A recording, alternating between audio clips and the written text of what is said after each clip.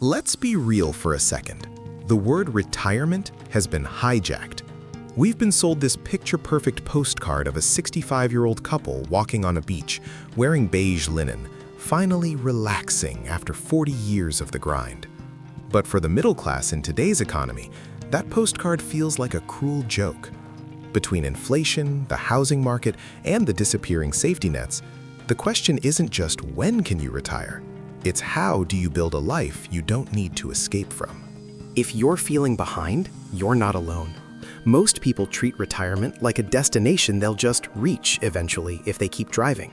But without a map, you're just burning gas. Today, we're going to build that map using the 5W's of wealth management. This isn't a lecture on compound interest tables.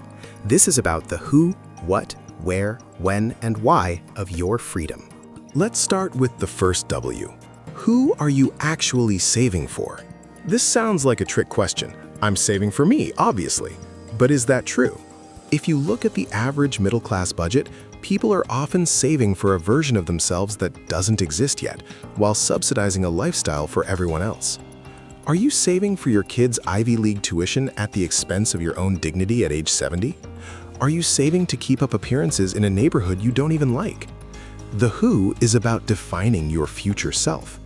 Is that person someone who wants to travel the world, or someone who just wants a quiet garden and a paid-off house?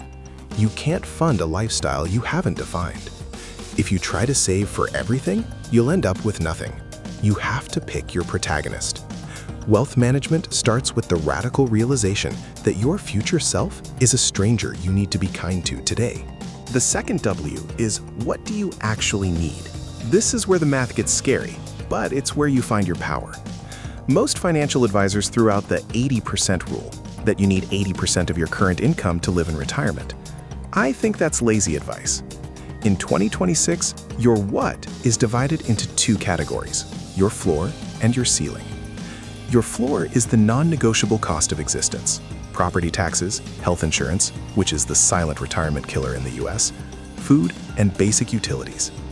Your ceiling is the fun stuff. The biggest mistake the middle class makes is trying to fund their ceiling before they've secured their floor.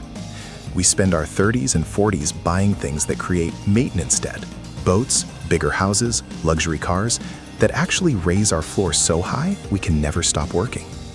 To survive the squeeze, you need to lower your floor so you can actually afford your ceiling. What is your enough number? If you don't know that number, you're just running a race with no finish line.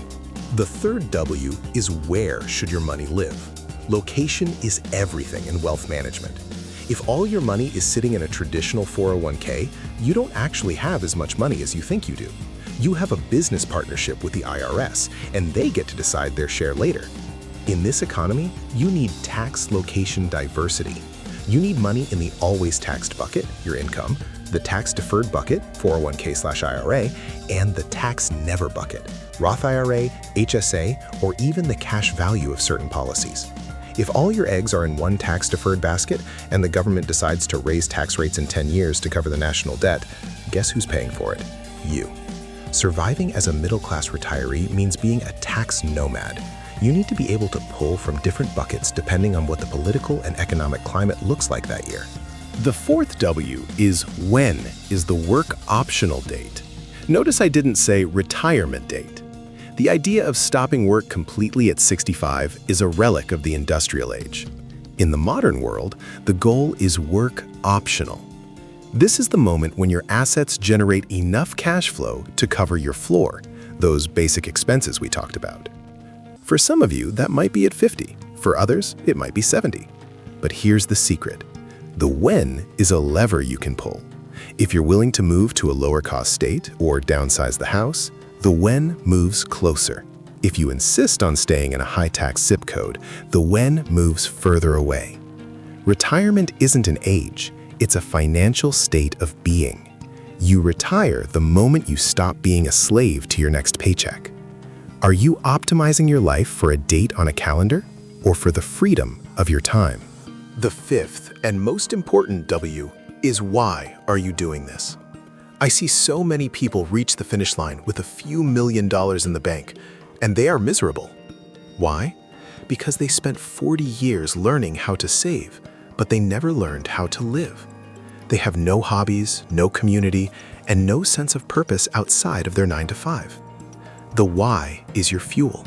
If your only why is to stop working, you're going to be bored and depressed within 6 months of quitting.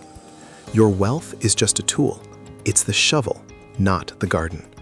Are you building wealth so you can spend more time with your grandkids? To start that nonprofit? To finally write that book? If your why isn't strong enough, you'll find excuses to keep spending your growth money on survival stuff. So, how do we tie this all together? If you're in your 30s, 40s, or 50s right now, the squeeze is real. You're feeling the pressure from both sides. But you have a choice. You can keep following the standard path, the one where you hope Social Security is enough and you pray the stock market doesn't crash the year you want to quit. Or you can start managing your wealth like a business. Audit your who, simplify your what, diversify your where, be realistic about your when, and never, ever lose sight of your why. Retirement in 2026 isn't about a golden watch or a pension. It's about sovereignty. It's about looking at your bank account and knowing that no matter what the economy does, you're okay. It's about owning your time. I want you to do something today. Don't look at your total balance. Look at your floor. Calculate exactly what it costs for you to exist for 1 month. Then ask yourself, how many months of existence have I bought so far? That's your real progress bar. This journey isn't easy, but it is simple. It's about making small, intentional choices every single day. Stop saving for a dream you don't even have and start building a reality you actually want to live in. Thanks for being here. This conversation doesn't end here. Drop a comment below. Which of the 5 W's are you struggling with the most right now? Let's figure this out together. I'll see you in the next one.